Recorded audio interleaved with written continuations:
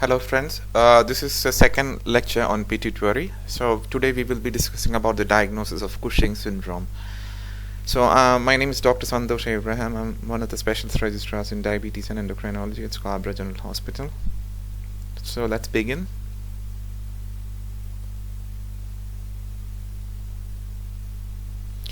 So the investigations of a patient with suspected Cushing's disease. So first we have to ask the question, does this patient really have the Cushing syndrome? So usually you do two kinds of tests here as an outpatient. One is the 24-hour urinary free cortisol.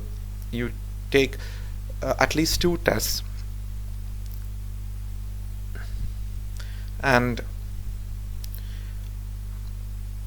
you have to remember that fenofibrate, carbamazepine, and digoxin can lead to false positives.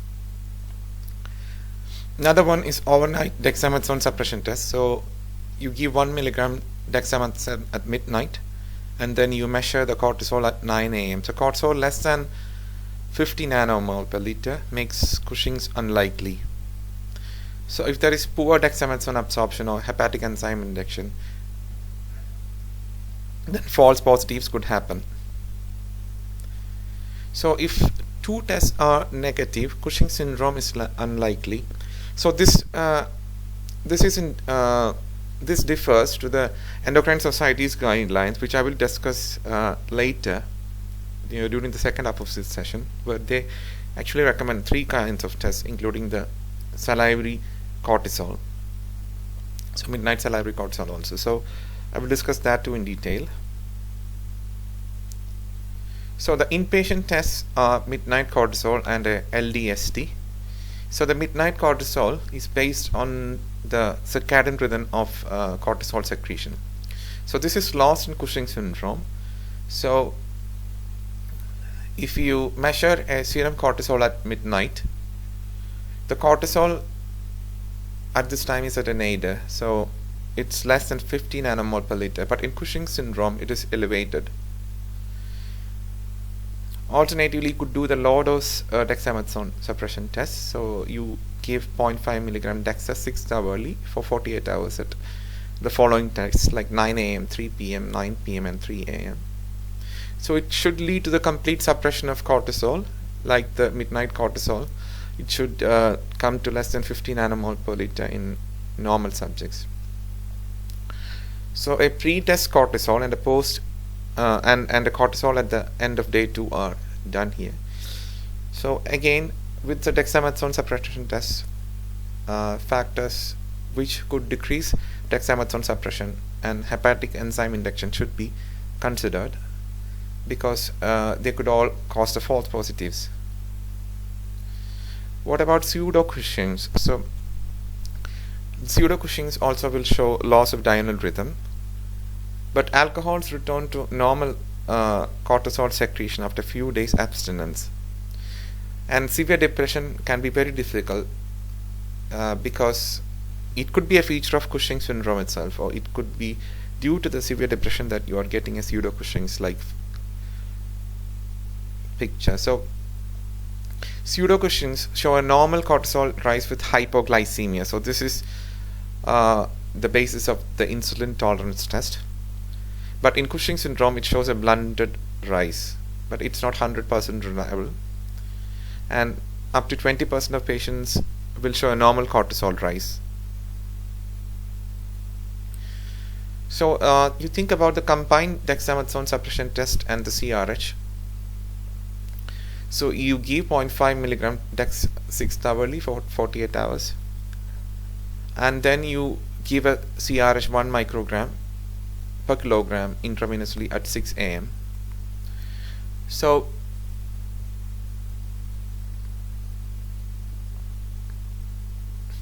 in Cushing syndrome,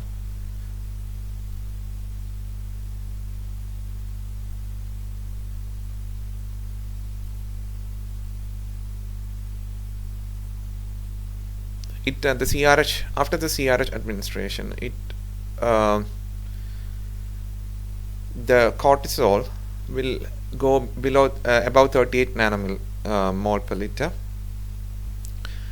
and in pseudo-Cushing's it will be less than 38 nanomole per liter. So it will show a blunt response in pseudo-Cushing. So that's how you differentiate between the dex-CRH. You differentiate the pseudo-Cushings and Cushings with dex-CRH, but it is also not quite reliable. There is another test called IV desmopressin, which increases ACTH in Cushing's, but does not normally increase it in normal people. So, but it's also of limited reliability. So now if you find out the patient has got the Cushing's, you need to answer these questions. What is the underlying cause? Is it due to ACTH or is it ACTH independent? So a serum basal ACTH should be done to differentiate between ACTH dependent and ACTH independent. But remember that in some adrenal cases it may not be fully suppressed. So ACTH more than 4 picomoles per liter is suggestive of an ACTH dependence. So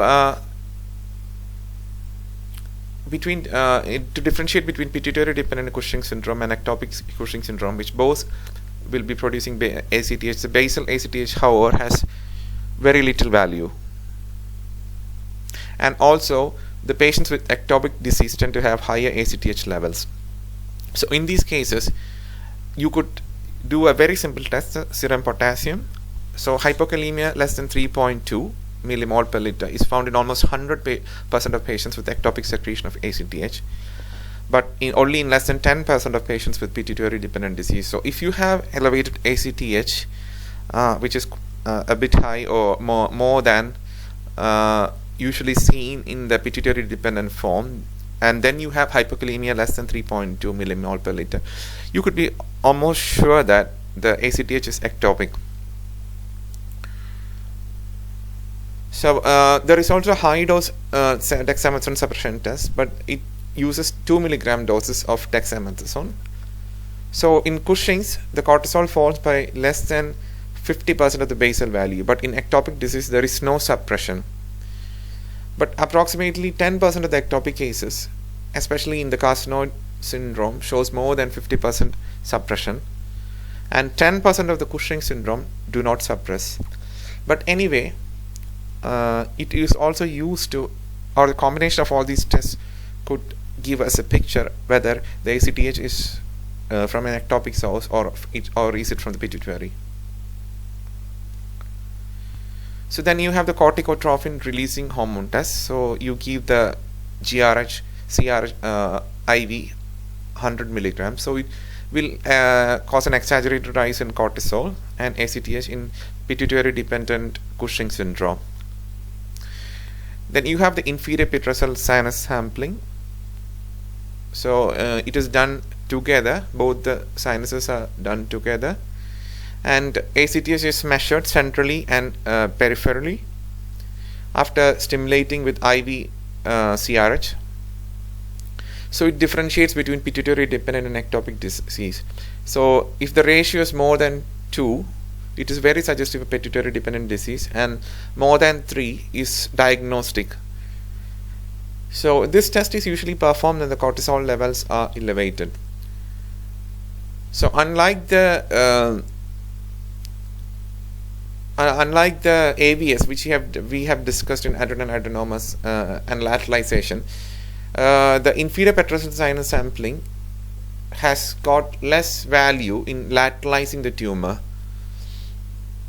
So it is difficult to lateralize with the IPSS.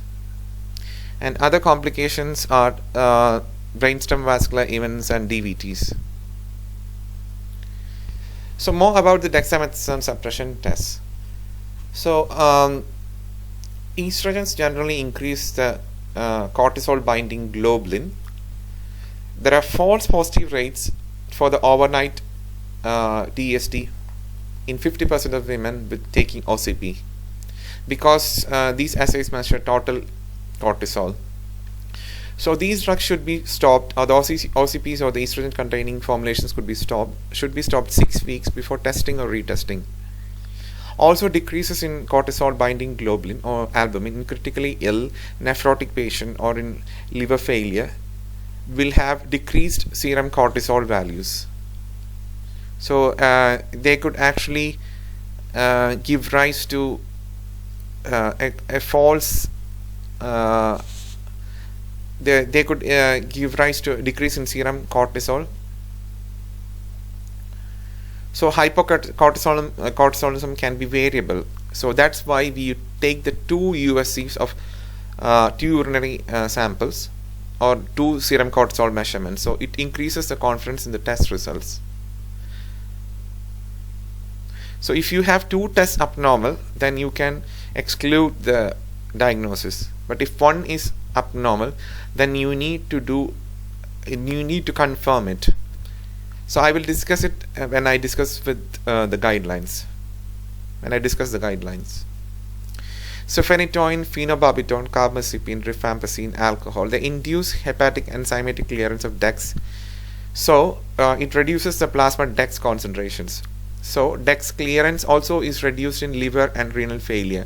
So this results in false positive rates for the overnight DEX. Also, when you take an enzyme inducer, it could result in the false positive rates. False negative rates could be caused by the liver and renal failure because of the decreased clearance. So both these things need to be kept in mind. Also, false positive rates for the overnight DEX are seen in women taking the oral contraceptive pill, as I've already told, because of the increased cortisol binding globulin levels. So false positives can happen in OCP, pregnancy, depression, severe systemic illness, renal failure on dialysis, because here the clearance is more as opposed to the renal failure, where the clearance is less. So you could have a false negative, and also in chronic liver disease, where the albumin is decreased.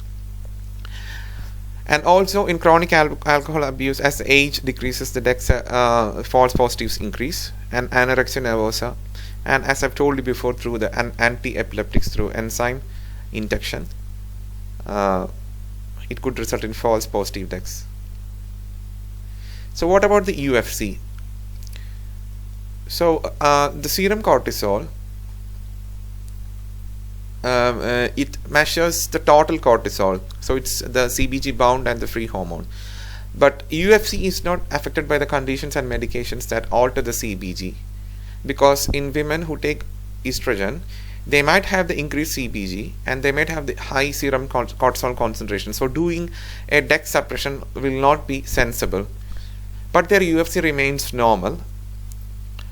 Because cortisol production is increased in Cushing syndrome, the amount of unbound hormone is also higher. So it results in an increased excretion of cortisol, and there is an elevated UFC value. So in these patients who are taking oral estrogens, UFC is the investigation of choice to rule out Cushing's. But if you take high fluid intake, it could result in high increase of it could result in increased UFCs, so false positives. So any physiological or pathological condition that increase cortisol will also produce UFC. When will you have a false negative? When the creatinine clearance falls less than 60 ml per min, the UFC level falls linearly with more severe renal failure. So in renal failure, you cannot use this test because it will give a false negative test. Even in cyclic disease also, the UFC can be normal. So and also in some patients, mild Cushing's, the UFC may be normal. In those patients, salivary cortisol, which has got a very high specificity and a very high sensitivity, could be used. So coming to salivary cortisol, so cortisol binding is globulin is not present in saliva. So this test does not require hospitalization. These are the prime advantages of these tests, which makes it distinct. So cortisol value greater than 2 nanogram per mils. So a single reading has a 100% sensitivity and a 96% specificity for the diagnosis of Cushing syndrome. You can see that how much this test is sensitive and specific. But the late night salivary cortisol, it will tend to increase with age and also with cardiovascular morbid conditions such as hypertension and diabetes mellitus. So it could decrease the discriminating power in the elderly. So the physiology of salivary cortisol. So biologically active free cortisol in the blood is in equilibrium with cortisol in the saliva, and the concentration of salivary cortisol is not affected by the rate of saliva production. Also, an increase in blood cortisol is reflected by a change in the salivary concentration in a few minutes. So that could be one of the reasons why it is very sensitive here. So accuracy is very similar to that of UFC. It could be easily performed, non-invasive test. It could be used in children to differentiate patients with Cushing syndrome and with simple obesity. As I've told you before, the sensitivity and the specificity is quite high. So it could be connected by passive drooling into a plastic tube, or using a salivate, that's a cotton pledget, in the mouth and chewing for 1 to 2 minutes. The advantage is that it is stable at room temperature or refrigerator temperature, and it could be stored for several weeks, and it could be mailed even to reference labs. So unlike the other tests, so it gives good correlation between salivary and simultaneous serum cortisol values in healthy volunteers even after several weeks. So that's the importance of this test. So false positives. The salivary glands express 11 beta HSD2, so it converts cortisol to inactive cortisol in the saliva. So inhibitors of 11 beta HSD2, namely licorice or tobacco, could result in false positives, that is increased cortisol in the saliva. Also in smokers, and also in vigorous tooth brushing, and if there is a lot of stress, it could result in false positives. And what about epilepsy? So it should dex suppression is not used here because the medications usually increase dexamethasone clearance. So here the UFC or the salivary cortisol is more accurate. What about OCPs? As I've already told, the cortisol CBG is increased by estrogen use. So dex false positives are seen in 50% of the women taking the OCP. So again, urinary or salivary free cortisol is more accurate screening test for patients on estrogen based medications. What about pregnancy? Again, the dex suppression is associated with high rates of false positives. So the urinary free cortisol is used. It is normal in first trimester, but it increases up to 3-fold in second and third trimester. So a UFC of value more than 3 times the normal limit is considered suggestive of a diagnosis of Cushing syndrome in pregnancy. So a value of more than 3 times the normal, the UFC is taken as diagnostic of Cushing's disease, Cushing syndrome in pregnancy. So the special the special circumstances I will summarize again. In pregnancy, you do the UFC. In epilepsy, you do the non-suppressed cortisol, that is you do in a midnight salivary cortisol or the urinary free cortisol, that is better. In renal failure, 1 milligram overnight DST, because you cannot rely on the UFC. In cyclic Cushing syndrome, UFC or midnight salivary cortisol test.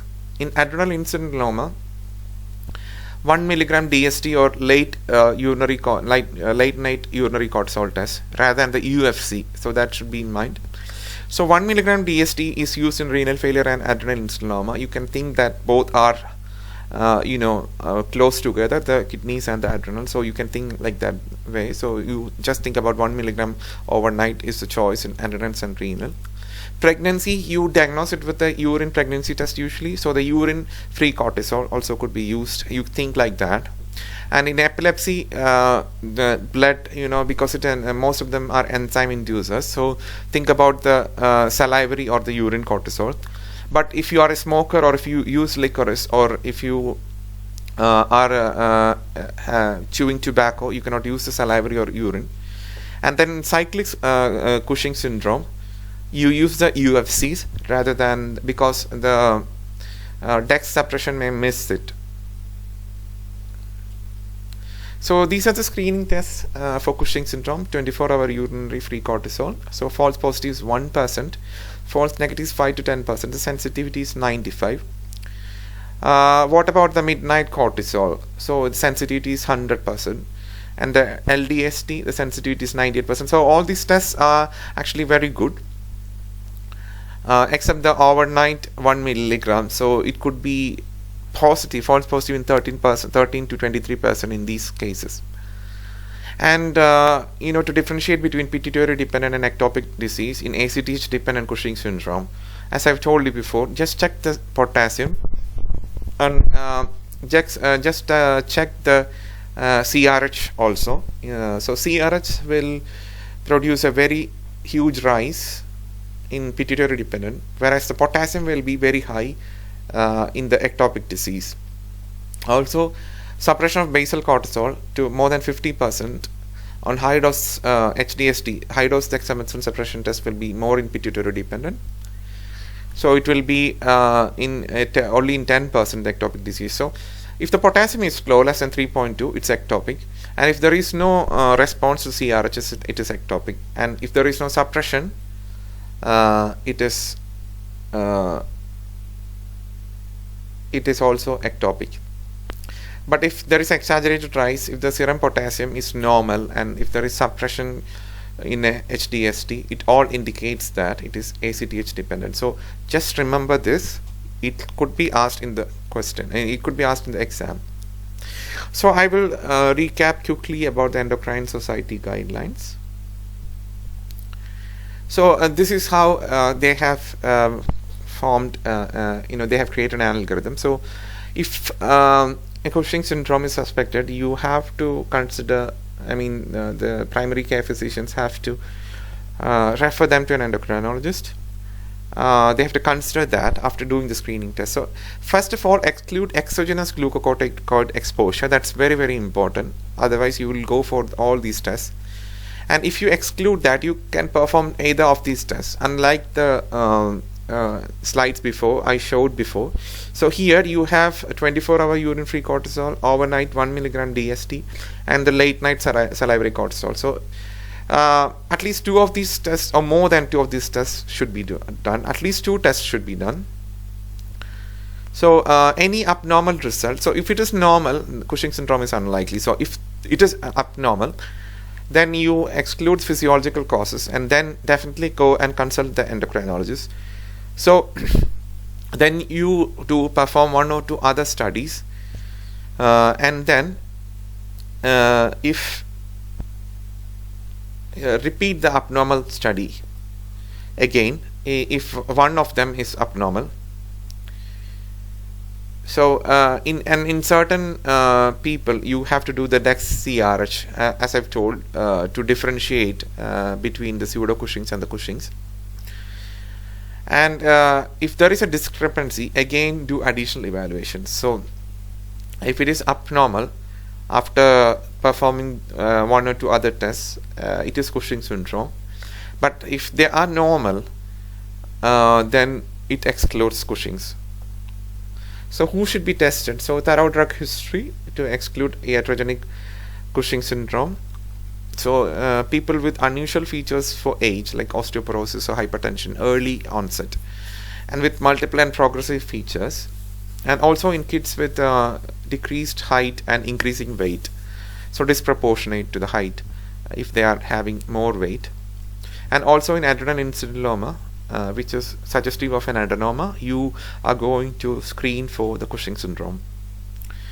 So you have the urine-free cortisol, at least 2 measurements, late-night salivary cortisol, at least 2 measurements, and 1 milligram ODST, and the longer low dose DST, which is not recommended that much. So they don't recommend usually random serum cortisol or plasma ACTH in the first step. Also urine 17 ketosteroids, insulin tolerance test or loperamide test. So with normal test results in whom the pretest possibility is high, if they are suggesting if their symptoms are quite suggestive of Cushing's, you need to refer them to an endocrinologist for further evaluation to confirm or exclude the diagnosis. So also with people with normal test results, if they have if their signs or symptoms progress, then re-evaluate in 6 months. if you have only one abnormal test result, so it could be false positive, or it could the patient could have Cushing syndrome. So further evaluation by an endocrinologist is needed again. So subsequent evaluation. So for subsequent evaluation of abnormal initial test results, another recommended test is done. So you use the dexamethasone CRH or midnight serum cortisol test in specific situations. They don't recommend desmopressin test. So if two tests are concordantly negative, no further testing is needed. And to establish the cause of Cushing syndrome, they recommend tests only to establish the cause of Cushing syndrome in patients with concordantly two positive test results from two different tests. Okay. So again, the special circumstances, when you think about pregnancy, think about urine pregnancy test, and so you think about urine free cortisol. Adrenals and renals, kidneys, they are close together, so you think about 1 milligram overnight DST, not the urine in renal anyway. Epilepsy, best is salivary or urinary cortisol. And cyclic Cushing syndrome, again UFC or midnight salivary cortisol, like the epilepsy. So you think that way. Anyway, questions based on these special circumstances will be asked for the SC exam. Thank you.